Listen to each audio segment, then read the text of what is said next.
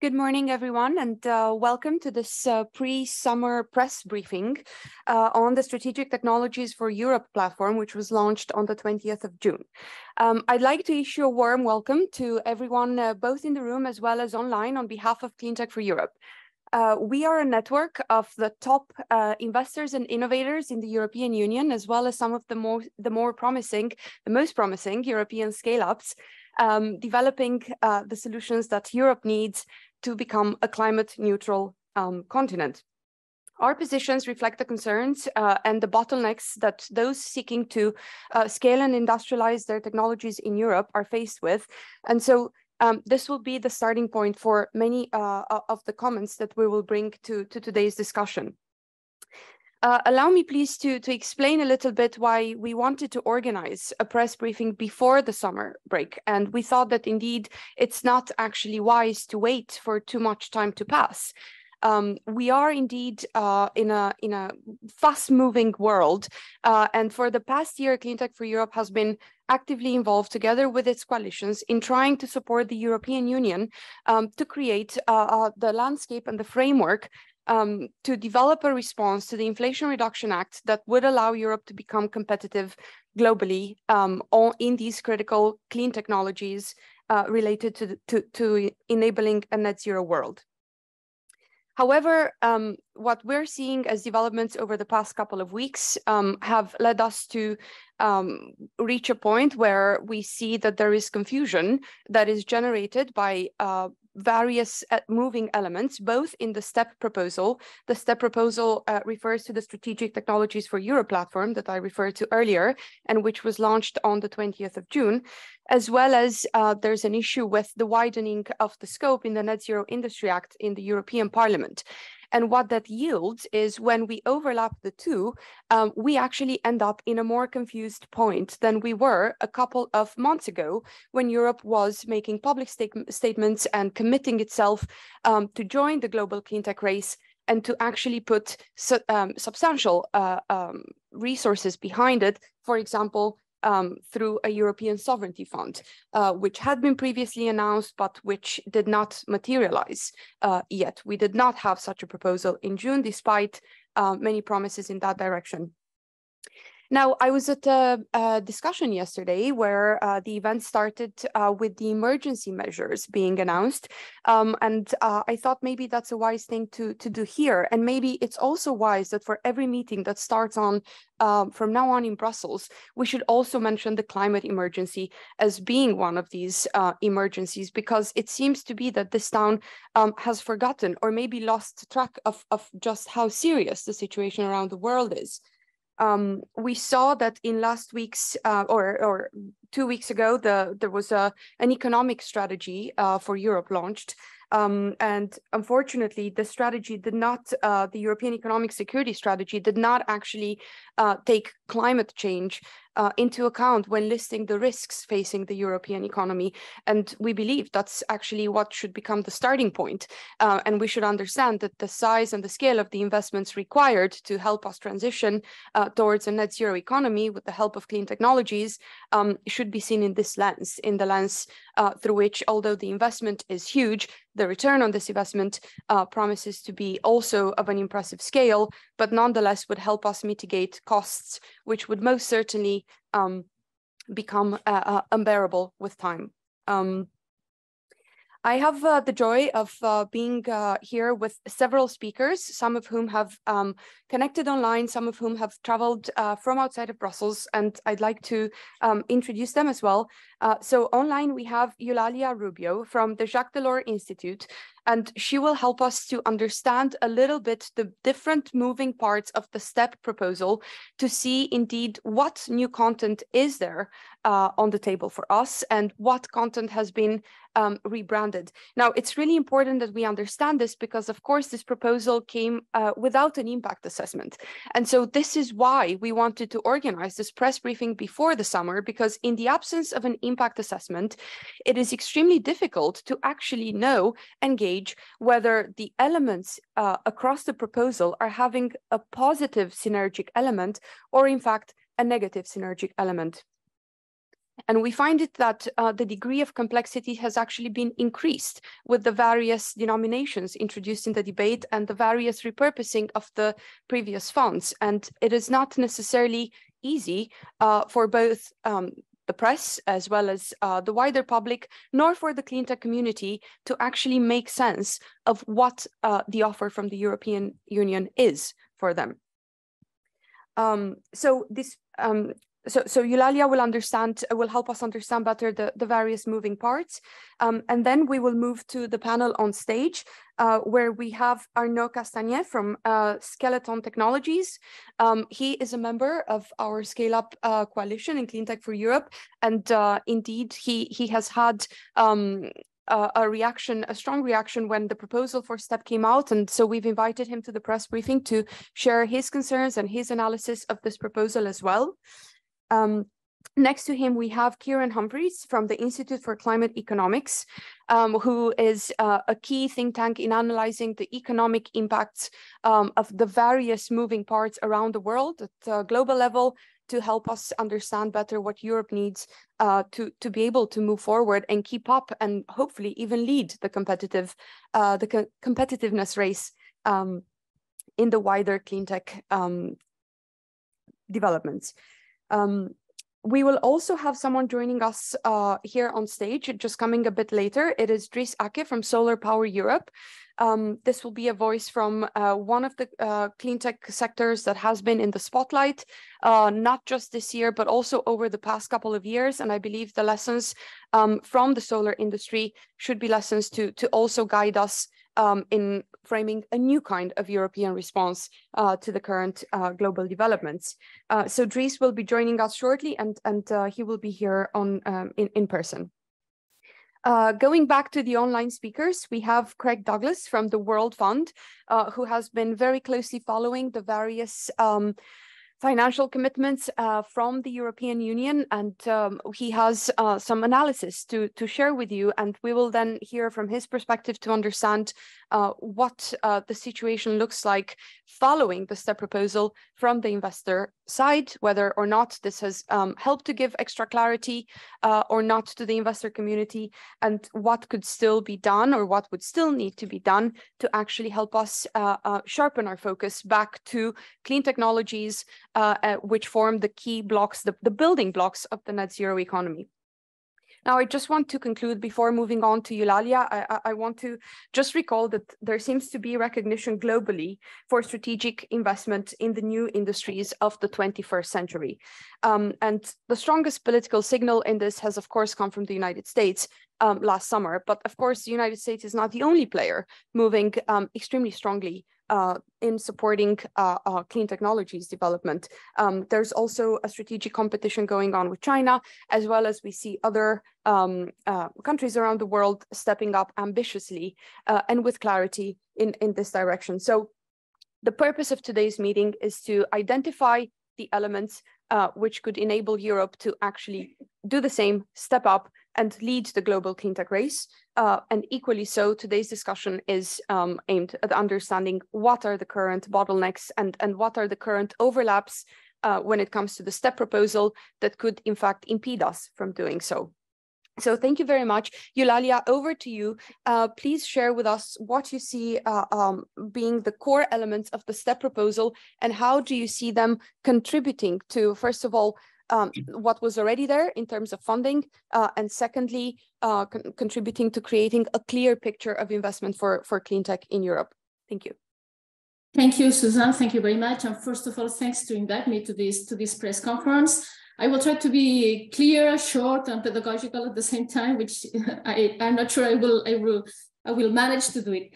But to do it very shortly, what is STEP? This STEP proposal, it is basically a modest reinforcement of 4 EU funds that already exist and that are managed at the central level, which are InvestEU, Innovation Fund, the European Innovation Council, which is part of this Horizon, the EU research program, and the European Defence Fund. So there is a modest reinforcement of these 4 funds. Then there are some financial incentives and provisions to induce or to incentivize member states to reprogram part of their funds their cohesion funds and their recovery funds towards STEP projects, and a new web page to put a bit of clarity to all these complex things. So these are the three things that are in STEP. And then maybe it should be say also that it's not only on tech, clean tech, it is supposed to support three domains of new technologies: clean tech, biotech, and deep and digital tech. So if we look at this, maybe say something about these provisions that are, I will enter into detail then on these four centrally managed programs that have been reinforced. But if we look at the provisions that try to incentivize the reprogramming of cohesion funds and recovery funds, there are mainly four things that have been done to try to incentivize member states to reprogram these funds for cohesion.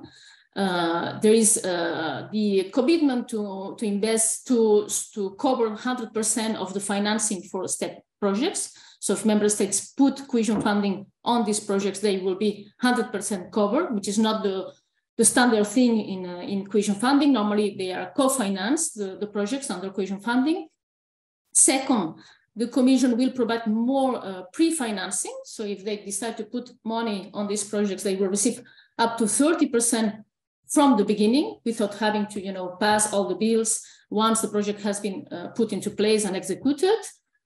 Third, there is this provision that allows normally cohesion funds, when they support firms, they are only allowed to support small firms, startups and small firms.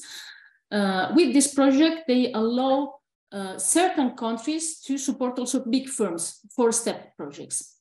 Which countries? The countries that have a GDP per capita lower than the EU average, which basically covers all the typical cohesion countries, but also it covers Italy and Spain. And that's important to highlight. And four things that is, four element that is on to incentivize this reprogramming of cohesion funds is this sovereignty seal, this so-called sovereignty seal. That's a level, that's a quality level that will be given to all projects that have been assessed, positively assessed under the other centrally managed projects like Innovation Fund, like also Digital Europe, that is another EU-level project for digital project, an EU-level program for digital projects. And the projects that have been positively assessed under these programs, they will have this level of quality, no matter whether they have received or not funding.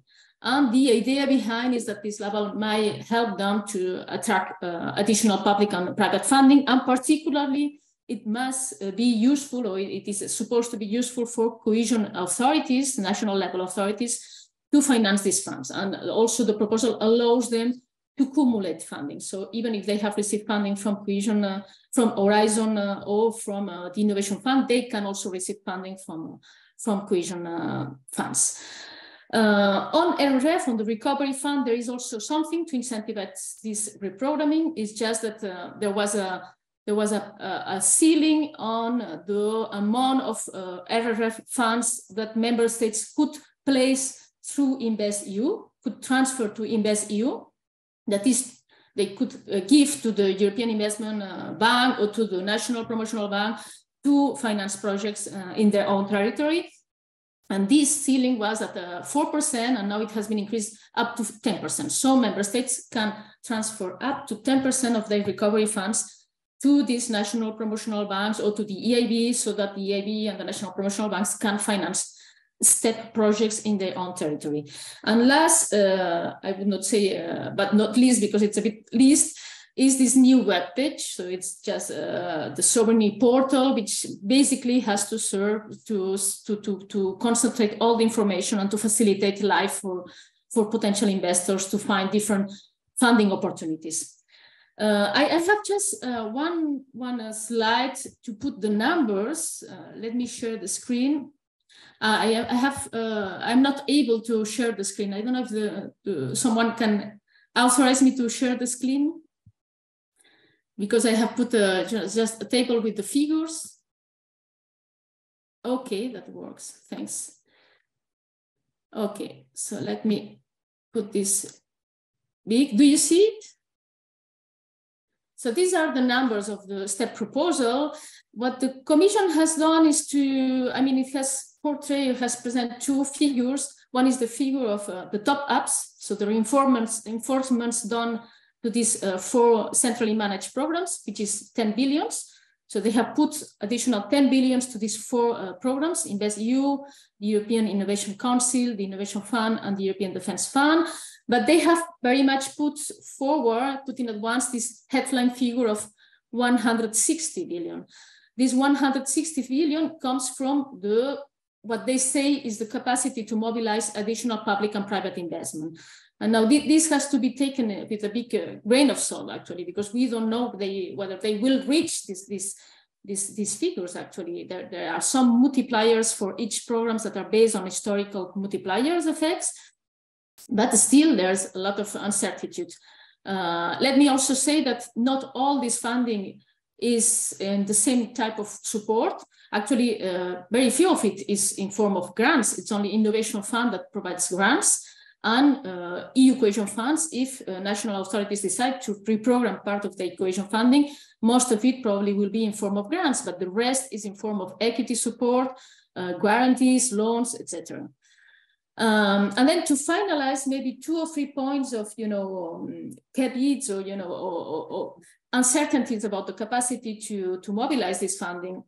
The first is on the Innovation Fund. The Innovation Fund, there has been this increase in 5 million that they will say it will multiply per 4, so we will have 20 billions of additional investments.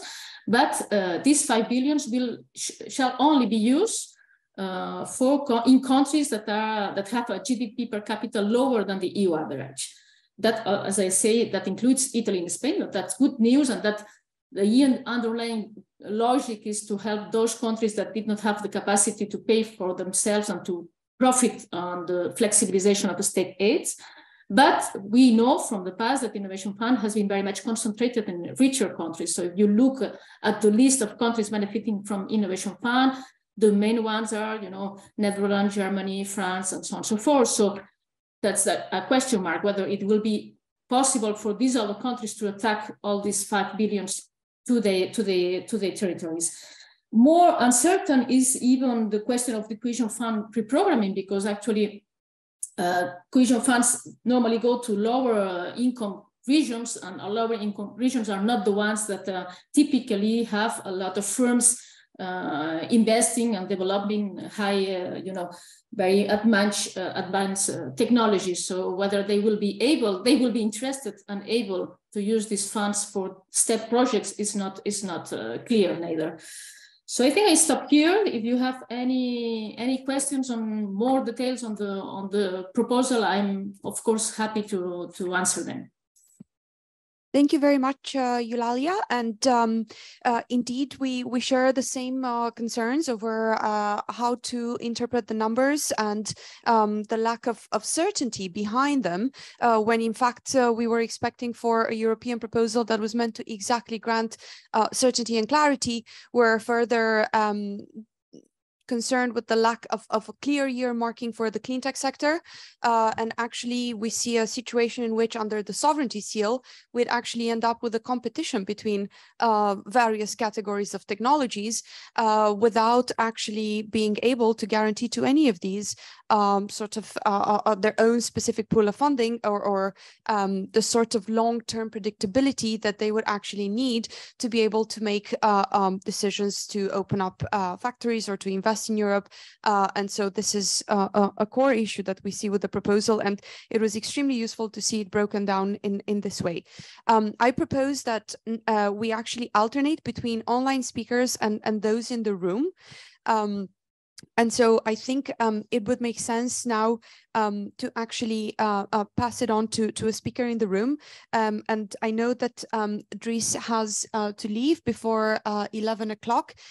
So Dries, I'd like to invite you to share with us how you see the STEP proposal or the Net Zero Industry Act scope overlap, let's say, through the lens of your own sector, and maybe obviously since you represent the solar sector and we've got big lessons to learn from the sector for Europe. How can we break, let's say, tradition from our passive way of dealing with, let's say, scaling up clean tech in Europe towards a more sort of assertive and determined and predictable way of supporting clean tech scaling up in Europe? Thank you, Susanna, and thanks for inviting me. It's great to be here. So indeed, my name is Dries Akke. I'm the Policy Director for Solar Power Europe. And this is indeed a very relevant topic for our sector. When Europe embarked on the Green Deal industrial plan, it's a new topic. It's a new theme, and you can tell that there's some maturing of the debate that is still needed. This city, let's say this European Union is not used to talk in terms of industrial policy. So I think there's a bit of growing pains, to put it that way. And I believe what we're discussing now is part of that. Yeah? So the European leaders need to come to terms with the fact that the Green Deal industrial plan requires support, requires financing well beyond what STEP is proposing right now. Of course, at the same time, it also shows something else, and that is that money is not freely available forever. So to me, that leads to one very clear conclusion, and that is that we will have to focus. We will have to focus relentlessly and very specifically on those technologies that Europe believes are a priority. And when I think about how to establish such a priority, there's two things that I keep in mind, or two filters that I put on that. And first is, okay, which clean technologies are we going to base our future energy system and by extension our prosperity on? Yeah. So what are the bulk technologies, the bulk solutions that we're looking to deploy? That's the first question. And the second question, of those technologies, where are we most vulnerable? Where do we need to take action to make sure that there is a diversified supply chain that Europe can benefit from as well?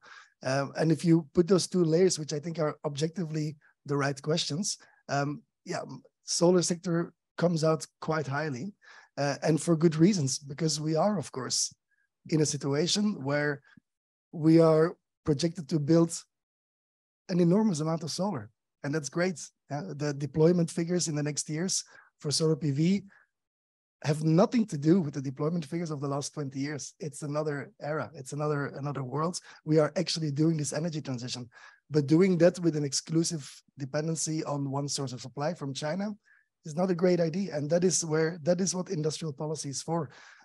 So, I mean, this is a plea from my side, from the solar sector, but there's certainly also other technologies that hit that category, like batteries, for example, or some other technologies, so electrolyzers. There's certainly more, but I think it's important that we bring in that perspective that industrial policy is about choices, and that's the limitations in finance actually requires to make those choices very strongly and in the short term.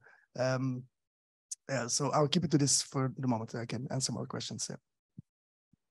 Thank you very much, Dries. And indeed, this is the direction of travel that I think the European Union was on, including having this list of strategic sectors included in the original Commission proposal of the Net Zero Industry Act. And in Cleantech for Europe, we have very strongly supported the idea of having even specific targets, sector-specific targets for manufacturing equipment in Europe, because of course, we will have to meet our climate targets, and it matters if we will meet them with equipment manufactured in Europe, or if we will be reliant on importing this equipment from elsewhere, given all the uncertainties vis-a-vis supply chains that we've already experienced over the past couple of years.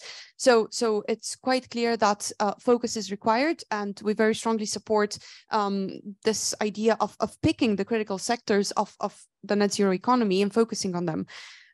So thanks for bringing this perspective. And I think, well, since I promised to alternate between online speakers, I would now like to move on to Craig from the World Fund. And I'd be very curious to know from his side how he interprets the proposal, the STEP proposal, and what sort of guarantees and what sort of help does this give to committed investors in climate technologies such as such as Craig is. So please let us know how you're seeing the current debate developing, and if it's helpful to you or otherwise. Thank you. Yeah, I mean, this is kind of doubly disappointing, in all honesty. It's not particularly creative policy package. It's not really an adequate volume of capital. It's really just a modification with a very, very paltry increase and some very optimistic leverage assumptions. No, it's pretty unambitious. If we're looking at this through the lens of protecting European economic competitiveness, or with regards to actually decarbonizing and meeting our climate goals, it's nowhere near the amount of capital required. To put this in context, maybe, Bloomberg New Energy Finance, data indicates that we need to increase our investment in this space by 590%, right? This is basically no new capital, no significantly new capital. Or to put it in another way, according to McKinsey, we need to be investing $1 trillion a year to meet our climate goals, right? $1 trillion a year. This is a 10 billion policy that's mainly taking capital from other existing programs. And even using their, very optimistic leverage assumptions, 16x, 160 billion they expect to leverage additional capital. That's less than 2% of the total investment required to meet our 2030 climate goals, and a paltry 0.5% to meet our 2050 climate goals, right? That's a tiny, tiny number. And that's assuming that huge leverage. If you get rid of that leverage effect, it's less than 0.1%, right? It's a tiny, tiny fraction. So it's really, I suppose, kind of disappointing. We would hoped that it would have made some clarity and made it easier with regards to, making clarity in where you could actually accept funding. But as was kind of already mentioned, it's just a single new online portal page. It hasn't made things clearer, hasn't made things simpler. It's very disappointing compared to other packages we see, compared to our global peers, in terms of regulatory, monetary, and fiscal support for climate technologies. The Inflation Reduction Act, the IRA in the US, is enabling other governments' fundings to be reappropriated into climate tech, whilst giving real clarity in R&D and tax efficiencies for getting that volume up. The leverage effects there are really clear. It's very transparent there, what we'll get out of it. With this, I still don't know whether my companies are actually going to be applicable or not. And that's really challenging. So, I would really implore EU representatives to rethink the package and both increase its simplicity and increase its volume, because we're competing on a global stage and we want to remain competitive for our regenerative future. I'll leave it there.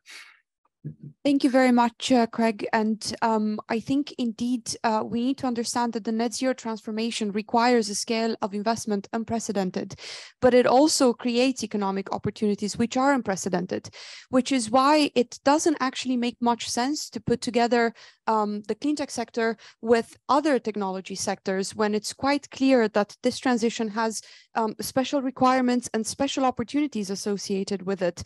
And because of its sheer scale, there is nothing quite like it.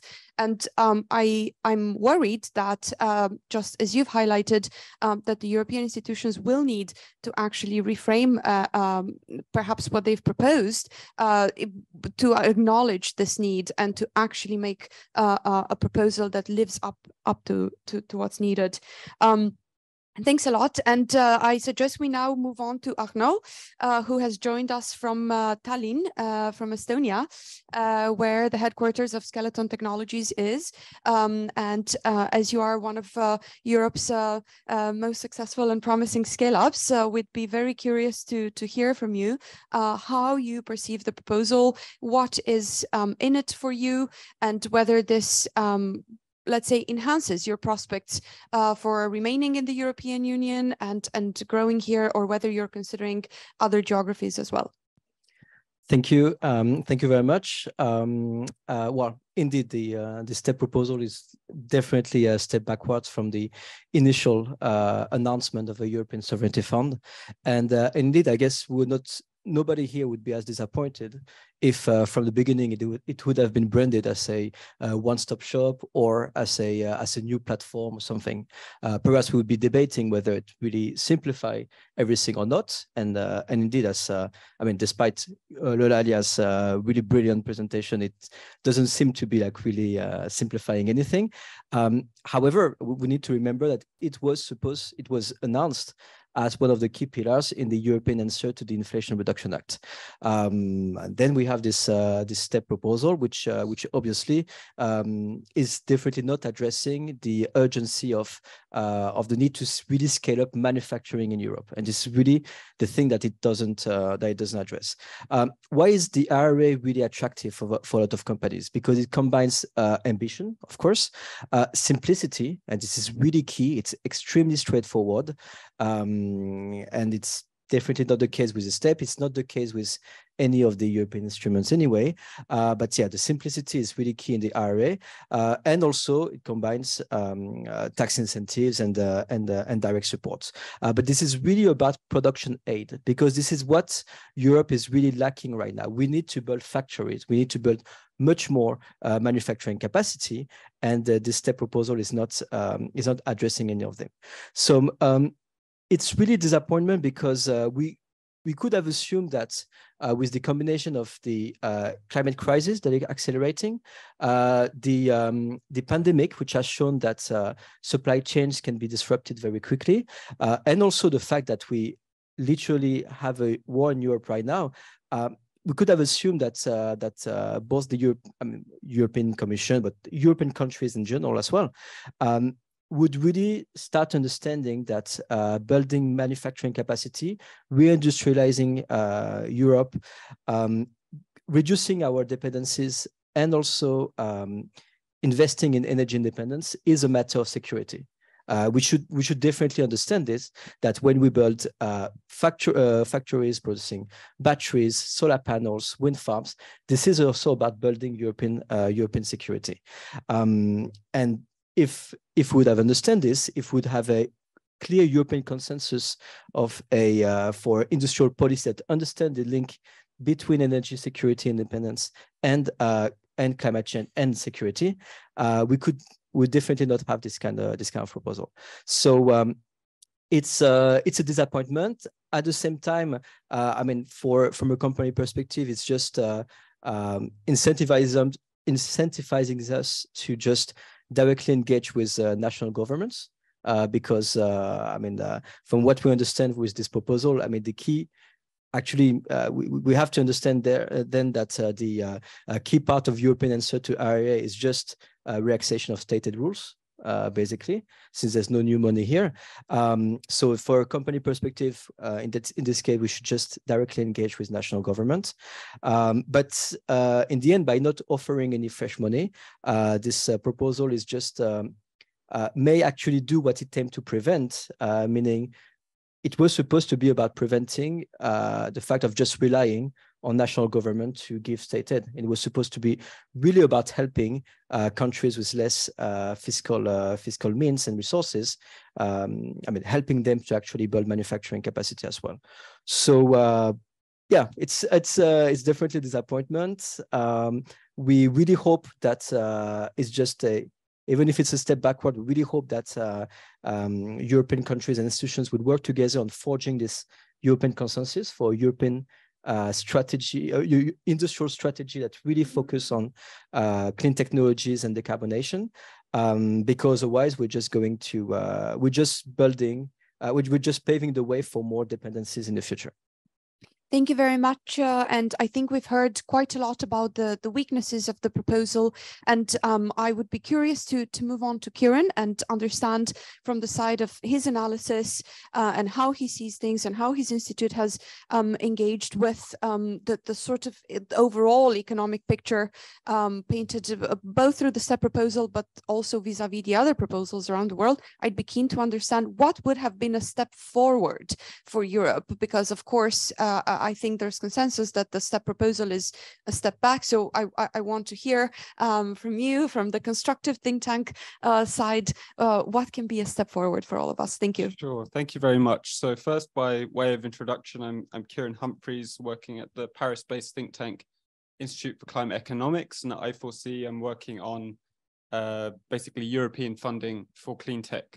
And turning to STEP, let's first look kind of at the global context in which this is all happening.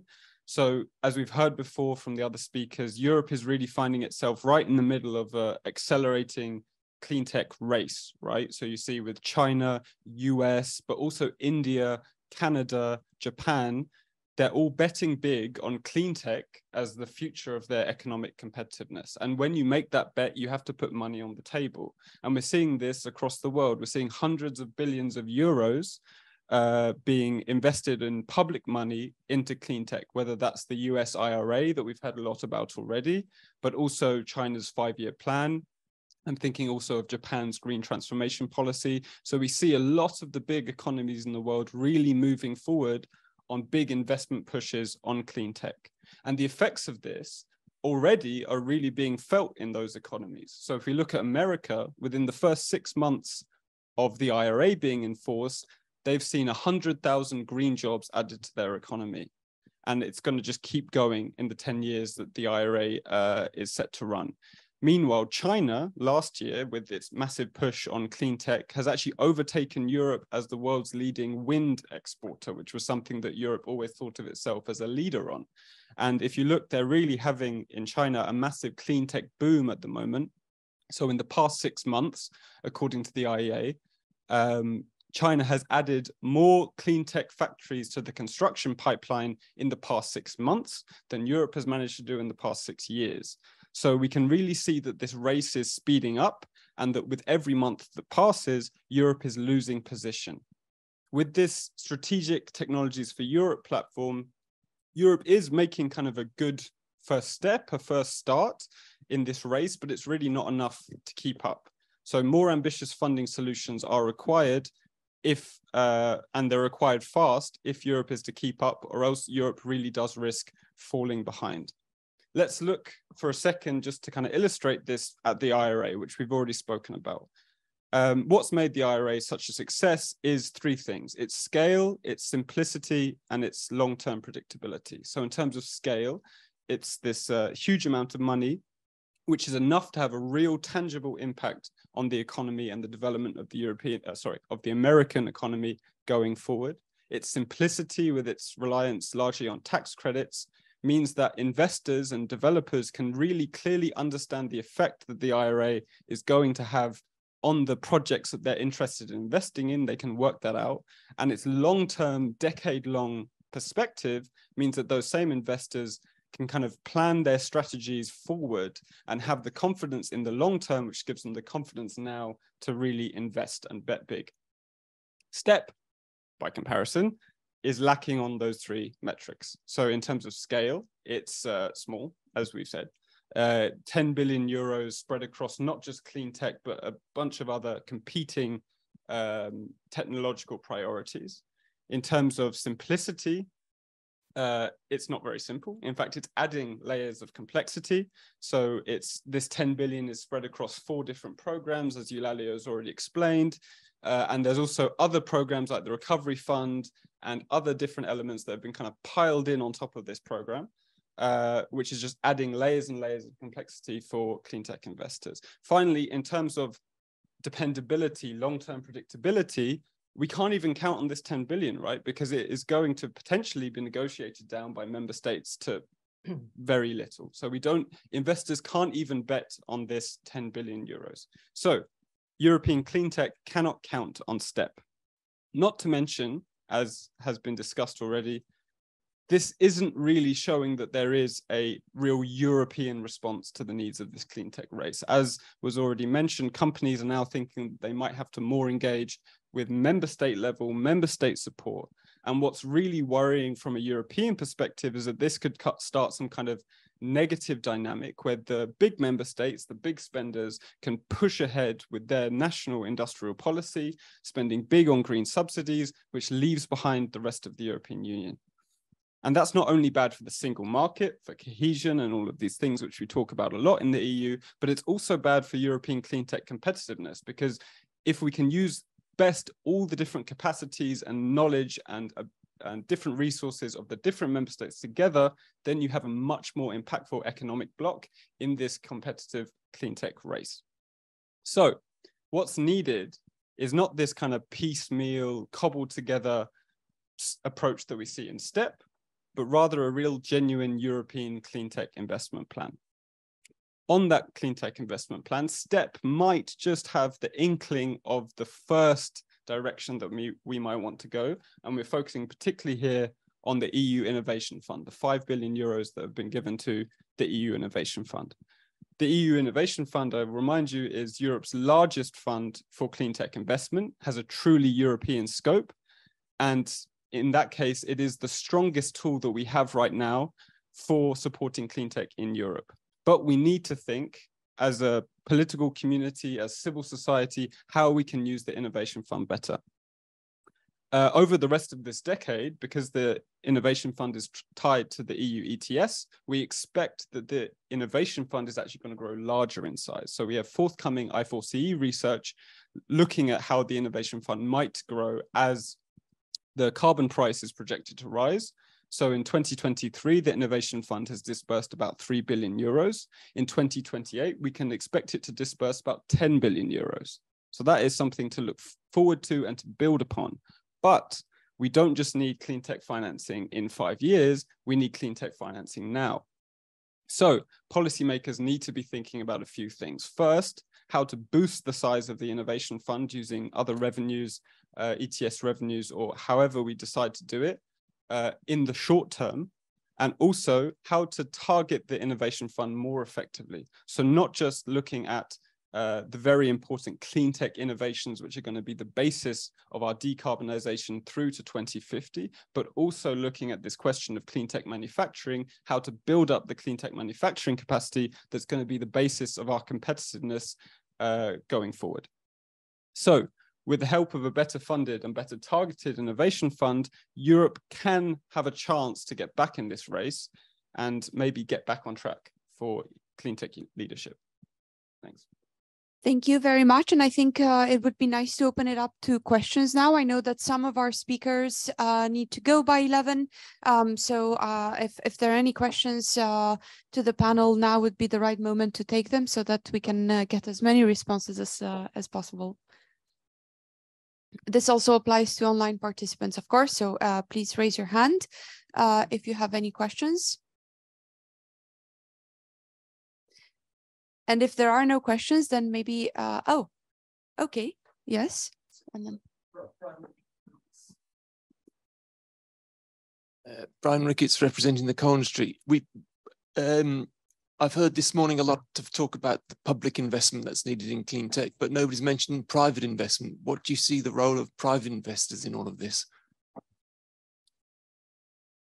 I can take that, yes. So, I mean, private investment will be the bulk of the investment needs that we project towards building up clean tech manufacturing, both in terms of the innovation side, but also especially in what we're talking about here, in terms of the building up of manufacturing capacities. However, as we've seen with the pace that we need to move at and the scale of the climate challenge which we're facing, public investment and ambitious public investment plays a very important role in crowding that in. We're seeing this now with the IRA, with the structure of the public investment is giving, as I said, that confidence, that long-term confidence to private investors to plan their investment strategies around this support. So public and private investment will play a huge role. It was going to be, you know, around 70 to 80% of the total investment will be from the private sector. But without that public support, that private investment will trickle in too slowly for the needs that we have. Dries, you had your hand up. Please go ahead. Yes, indeed. And just to link to what was said, it's all about private sector money. It's all about bringing that in, about de-risking that. So yeah, let's indeed not forget that.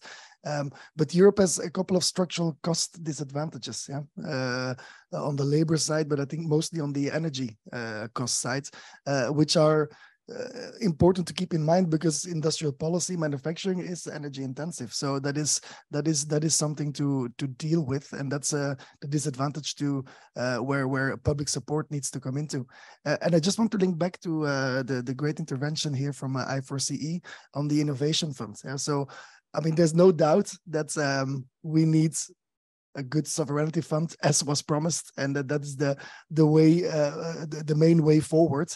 But in the meantime, it is worth also thinking about what the innovation fund can still do, and maybe to merge some of these two ideas as well. Yeah. Maybe we should build a sovereignty fund out of the innovation funds. And in the short term, this can be beefed up.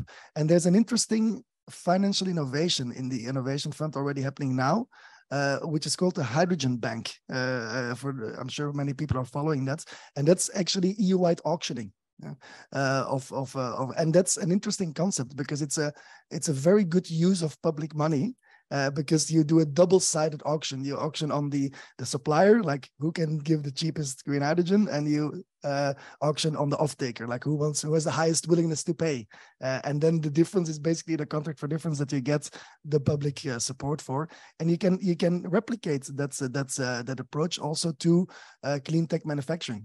So this is one of the proposals that Solar Power Europe is developing, to have a solar bank and a bank for any other technology that falls in the category of, as I said before, very important for the energy transition, highly vulnerable from a dependency point of view. So you can also have a battery bank if you want. And at this moment, a solar bank would be really useful, because then you can open an auction saying who can manufacture European solar at the cheapest cost. And on the other side, what is the willingness to pay from the off-takers for the premium that certainly will be there. And the two basically set your contract for difference. And that's how you bring in private money as well. So here's my plea for the solar bank. Yes. I would like to add something regarding private investments. So last year, basically the total size of investments in all the technology companies in general has slowed down. Apart from investment in clean tech. So indeed, there's appetite from private investors to invest in clean tech. Having said that, it's really, really, really far away from what from the actual needs, for investment in clean tech, not only in Europe, but everywhere in the world. And especially need to invest in, not necessarily in R&D and new technologies, but in clean tech manufacturing. There are many announcements recently of new gigafactory projects for batteries, like Prologium in Dunkirk or Northvolt in North Germany, etc. So usually, in both cases, we talk about investment of projects of around 4 billion or sometimes even 5 billion euros. When these projects start by securing public support and public investment of basically 20%. I mean, around let's say 1 billion euros. It gives a lot of certainty for private investors in order to invest more in the future. It takes time to build a factory, especially when you start from scratch. When you start with greenfield, it takes around 1 year to get permitting. Then you build a factory with different phases, different RDI phases.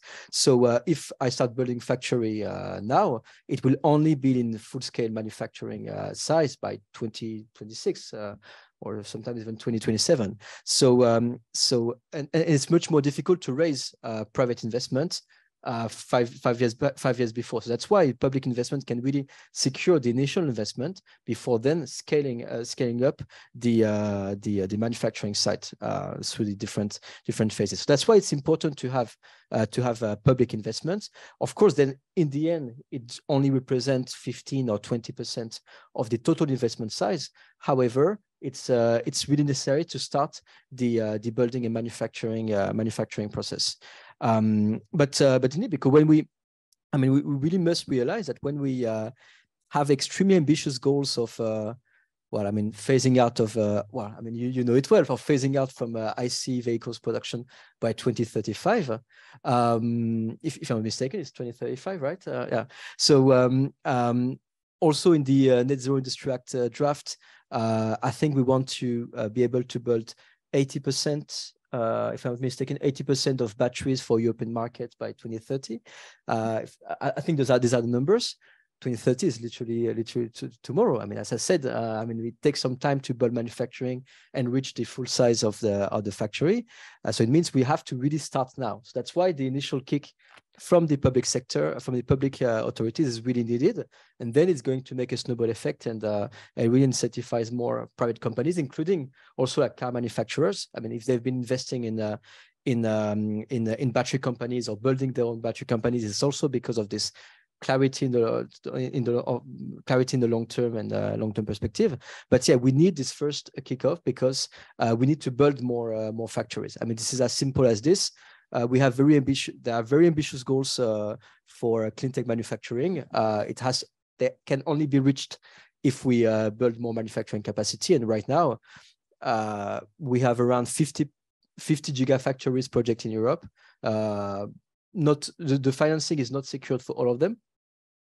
So meaning that it has to be all of these choices need to be made now, because otherwise, if companies have to prioritize between building a factory in Europe or when the financing can be a bit uncertain, or in the US at the same time, it doesn't mean they're not going to build it in Europe. It's just that they may prioritize the US one first, and then it's going to make us fall behind the goals, the ambitious goals that Europe has. Thank you very much. I would like to now ask Craig or Eulalia if they also want to comment on this point. I know, Craig, you have to go by 11, so maybe you'd like to share some reflections as well. Yeah, and the point here is that we're just talking about public funding here, right? But the private funding, as I mentioned, this program is assuming a leverage effect of 16 in private funding. Right, so for every billion put in, they're expecting 16 billion. I think that's very ambitious. Previous programs, the ratios are much less. Right, so where is the majority of the capital coming from? It's the private sector. I think the comments have already been made. Like the reason why the IRA in the US is so effective is any investor can look at the documentation and go, oh, this is a clear revenue stream or a clear tax benefit. I know exactly how to plan for my investment, right? It's one of the reasons I think already mentioned, the Hydrogen Bank, whether you believe in the technology or not, as a program, it's great, right? It's transparent. You see what you get coming out of it at the end. You meet the criteria, you will get the money, right? And this is the point. This program, and a lot of the other European programs, they're not tax breaks. Europe doesn't have a centralized tax policy, which makes it very difficult to make transparent programs. And transparent, I mean predictable. Like a good example, one of our startups applied for a 10 million grant from a regional body, which got money from the European level. During the application process, that program was retired and the new program will not come live for another 6 months. Like for a startup doing predictions in the space, where are you going to get your capital for growth? That's useless, absolutely useless. And from an investor perspective, it's exceptionally unpredictable. So you need something that is really clear, really transparent from the start to allow others in the general, finance space to actually leverage the capital that's being put in by the public sector. And until things are transparent, until things are predictable, you're not going to get the leverage effects needed from any sort of public capital. So maybe a bit of a harsh view, but we see this work in some cases. The Hydrogen Bank, a good example in Europe, but it's very difficult to do this on a European level because we don't have the same sort of clarity as we have in the US. I'll leave it there. Thank you very much, Craig. Thank you. Needless to say, Cleantech for Europe echoes many of the points. We share the views that have been expressed here. And also, Dries, we have been advocating actually for extending the model of the Hydrogen Bank across the critical clean tech technologies. And that sort of takes us back to the discussion on what are these technologies. And while Europe was going in a very clear and determined direction, we see that there's been a step in the wrong direction there as well, with widening the scope of the Net Zero Industry Act beyond, beyond, let's say, what would make it relevant. So we do have these big issues, and as we've heard from multiple speakers, time is of the essence. I guess it's no secret in Brussels that as we approach an electoral year, much of the discourse tends to fluctuate as well.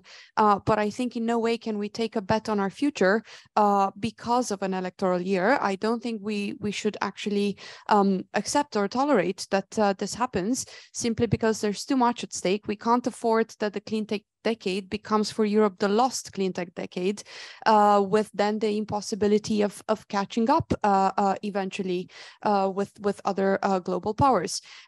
So Eulalia, just over to you. Did you have some reflections you wanted to share, or a question you wanted to maybe ask? Yes. No, yeah, I agree with all the things have been said actually, and I totally agree with. I foresee that the most interesting thing is the innovation fund here, and as I was saying, is the only one at the EU level that is providing grants, and it's a bit ironical because we say, what about the private investment? But actually, most of the funding that we are going to provide, it is public investment directed to crowding private investment actually, but we do need more of this public investment.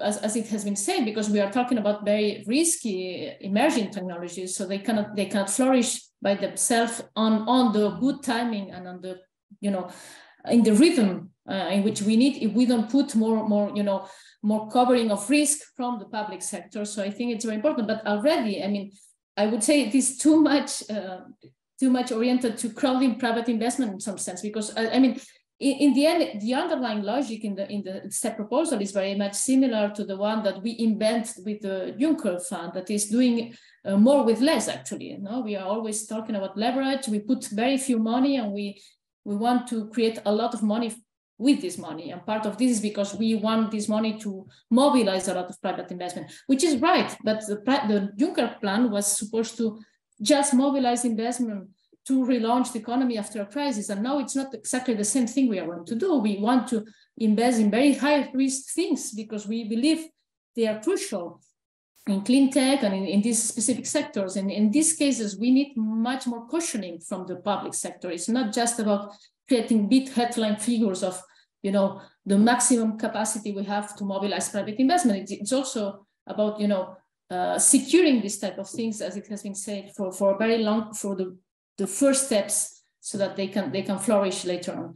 So I think this is one of the the problems in design is this, that we are always taking as template this thing we did almost 10 years ago with the Juncker plan, which was totally different in the scope and in the purpose. It was just relaunching the economy after a crisis, investing in the things, in all type of investments to put the economy again on good direction, but it's not exactly the same we are going to do now. So just saying this, and then maybe one comment on I come back to the question of cohesion.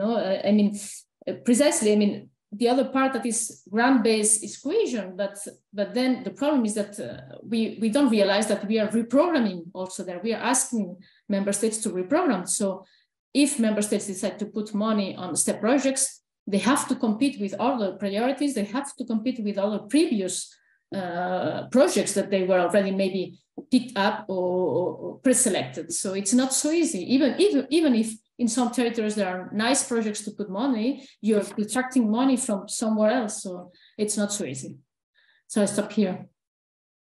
Thank you very much, Eulalia. And I'd like to actually, as we prepare to wrap up the discussion, I'd like to ask a question.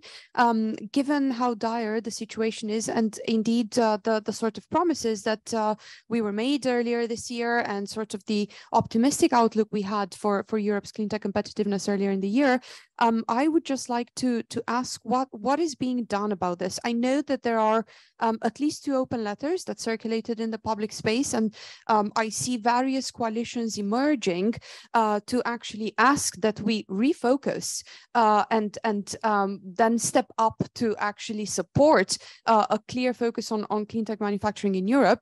And I would like to maybe invite Dries to tell us very briefly about the letter and the coalition that Solar Power Europe has initiated, and equally so, I'd like to invite Kieran to tell us about the coalition that I4CE supported, that we in Clean Tech for Europe supported as well. So just if you could share this a bit, yeah. Yes, indeed. Thank you, Susanna. Because I believe we had great minds think alike, but we both had the reflex when seeing the report from the rapporteur Ehler on the Net Zero Industry Act. We probably had the same kind of slightly shocked reaction, say, of his proposal of deleting actually the annex or the concept of strategic technologies altogether. And yeah, falling back on an approach that defines all technologies under the sustainable finance taxonomy as covered in the act. And I think it goes back to what I said before, that I believe there's just a bit of a misunderstanding what industrial policy is about. The idea that industrial policy is technology neutral is a paradox. China's industrial policy is not technology neutral. Is the IRA technology neutral? So, but I think it's what I think that's a bit of a maturing of the debate that is still needed. Of course, we're losing time, so it's a difficult balance. I even see.